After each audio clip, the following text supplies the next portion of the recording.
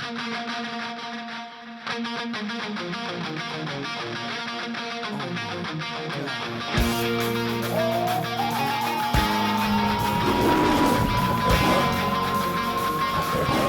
talk us through this crucial clash, please welcome to the stage two proper goal scorers, proper footballers, all the way from the old school. Please welcome Dean Windass and Kerry Dixon.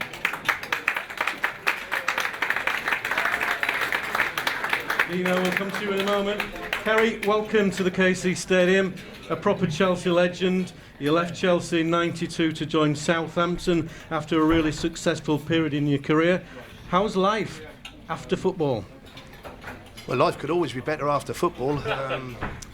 No, I work on the circuit, the media circuit, if you like, doing various promotions like today, and I get round charity football matches. Obviously, I don't play so much, as you can probably see, but I can get through 20 minutes and stuff like that. Bit of Q&As, after dinners, and basic media work. So life is what it is, but you can never replace football. Great. Dino, welcome, Mr. Ambassador. Another busy week for the club. You've been hosting a Teenage Trust event where the players cooked for you. Are you still okay after that?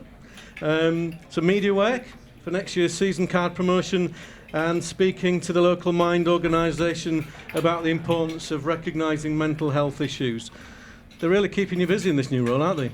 Especially about the mental health thing. Yeah. Why are they asking me? No, it's been busy, yeah. Obviously, the other night at the restaurant with all the players, cooking for us, it was quite good actually. It was lovely food, lovely Japanese food, and the lads, they were brilliant. David Marler was my waiter, so I made him run around all night. So hopefully he didn't do enough running, so he didn't have to run today. But any standout performances in the kitchen? Paul McShane was quite a good chef. Yeah, it wasn't bad, but we didn't win. Our team didn't win. Tonight was Curtis Davis' team won, so but the gaffer was on their team, so they had to win, didn't they? Really? Yeah. And I don't know whether any of the corporate guests were there, but I know there was a few corporate guests, and I think you all had a really good night though. Yeah, the chairman was there, and Ehab was there, the directors, everybody was there. So I was on my best behaviour. Yeah, so and they had 2 bottles of red wine. So but no, it was a great night, obviously for a great charity as well. But it's great to see the players. Sometimes supporters don't see, when we was players, that we do a lot off the pitch as well, and it's great to see the players doing that. Great. Kerry, on to today's game. Brilliant season so far for Chelsea. With Jose leading towards the league title, but a couple of disappointing results in the Champions League and the draw with Southampton at home last week. Do you expect your boys to be back at their best today? Well, I hope so. I've got to be honest, they haven't played well for the last month. The results have been okay. Obviously, you've mentioned 2 disappointing results. Paris Saint-Germain was extremely disappointing for the club. They expected to get past that hurdle, but nevertheless, they take it on the chin. I'm sure they'll come here today expecting 3 points, but I've just been in to see Steve, and he's been buoyed by Hull's recent performances as well. And I think it's going to be a lot closer than what many people think.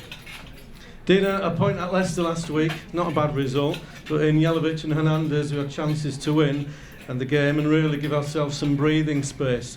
You were there last week, and what did you think of the performance? I thought it was 2 teams, at the bottom of the league, very cagey, very nervous. I think if Jelavic had scored, the chance that he missed, then we go win the game, and then Tom gets sent off, and then we find ourselves back to the wall, and then Hernandez gets through a 1v1 with the goalkeeper, and you expect him to score. But, Steve set out a team, to get a result. It was quite an important point for us. It was important not to lose. But today's a different kettle of fish. Now we're at home again, so it's going to be a tough game. On to today's game then. So obviously we played the bottom team. We're now playing the top team. What do we have to do to get something from the game? Well, I think as a player, these games are easier because the cameras are here, Sky cameras are here. It's a lovely day, and you're playing against the best players in the world. So you want to be, you want to beat them. So these games are easier probably than the Burnley games or the QPR games. So, getting the faces. I just spoke to Mickey Phelan there. He's basically, keeping the game as long as you can.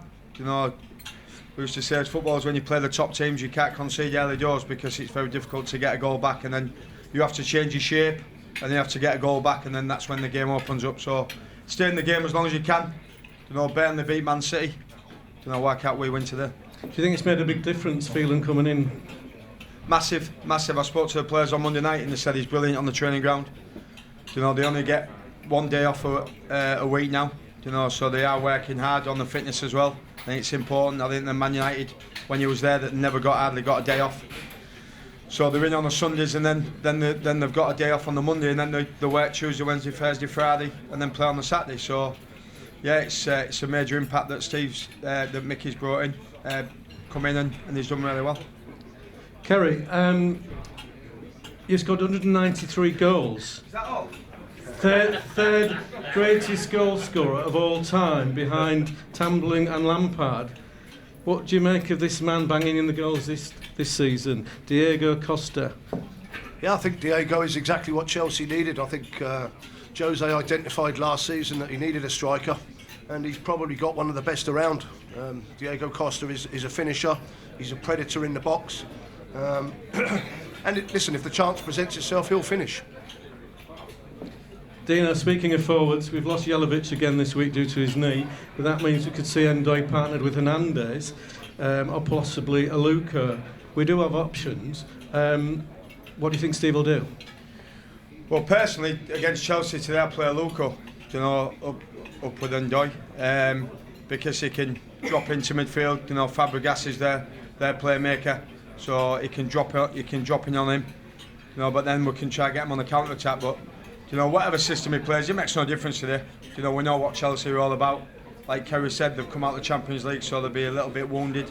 We've had a couple of bad results of late, for their standards. Let's have a right good go, and if we lose, then lose gracefully. But I just said there, don't concede early.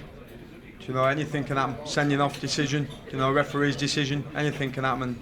And, as you say, football's a strange game sometimes, and I could be stood here after the game, victorious, hopefully. Could be. So this is where we ask you to give us your prediction. Kerry, we'll start with you.